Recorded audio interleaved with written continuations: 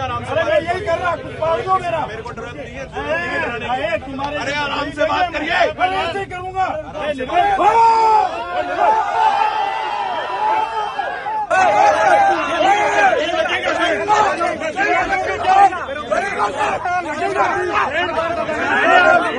युवा नेताओं और पुलिस के बीच झड़प की ये तस्वीरें किसी कॉलेज कैंपस की नहीं हैं, बल्कि जयपुर के एसएमएस अस्पताल के मोर्चरी के बाहर की हैं।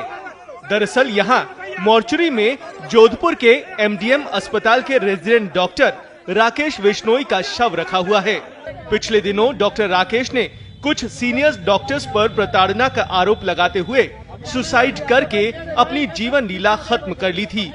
जोधपुर में हुई इस घटना के बाद उसे ग्रीन कॉरिडोर के रास्ते जयपुर लाया गया था, लेकिन तब तक काफी देर हो चुकी थी और डॉक्टर राकेश की सांसें थम चुकी थीं।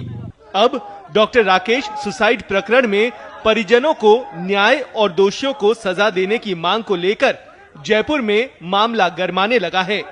मंगलवार को इसी गरमाए माहौल में तब और ज्यादा गर्माहट बढ़ गई जब 3 युवा नेता मोर्चरी के बाहर पहुंच गए।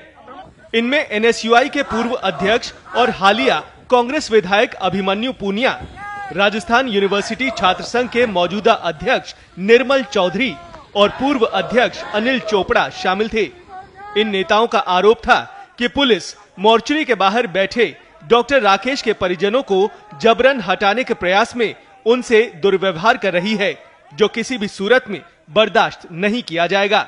हम लोग यहाँ भीग रहे थे तो परिजनों का कहना था कि टेंट लगा दिया जाए, जिससे हम लोगों की कम से कम यहाँ इतने दिनों से यहाँ बैठे हैं तो हमारा स्वास्थ्य खराब नहीं हो और इस लड़ाई को मजबूती से लड़ पाए।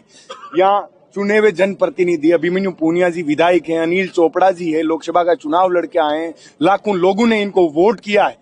इन लोगों के साथ हमारे साथ पुलिस प्रशासन किस तरीके से गुंडागर्दी करती है, जैसे हम लोगों ने कोई चोरी कर ली या हम लोग किसी के आरोपी हैं। लेकिन हम लोग ये सहन करने वाले नहीं है। पुलिस वाले ये भूल गए कि आप लोग भ्रष्टाचार के दबाव में सरकार की दलाली करना बंद कर दो, नहीं तो हम लोग नानी याद दिला देंगे।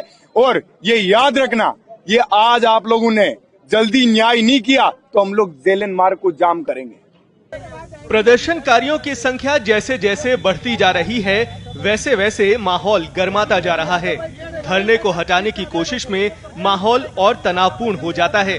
नेताओं ने इसे आत्महत्या नहीं बल्कि हत्या किए जाने की बात कहते हुए पुलिस पर मामले को दबाने की कोशिश करने के आरोप लगाए हैं।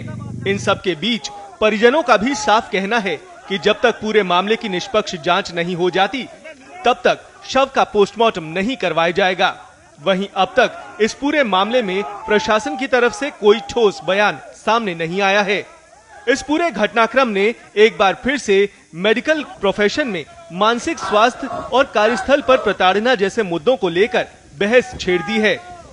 सवाल उठता है कि क्या अब भी अस्पतालों में काम कर रहे डॉक्टर मानसिक रूप से सुरक्षित हैं या नहीं।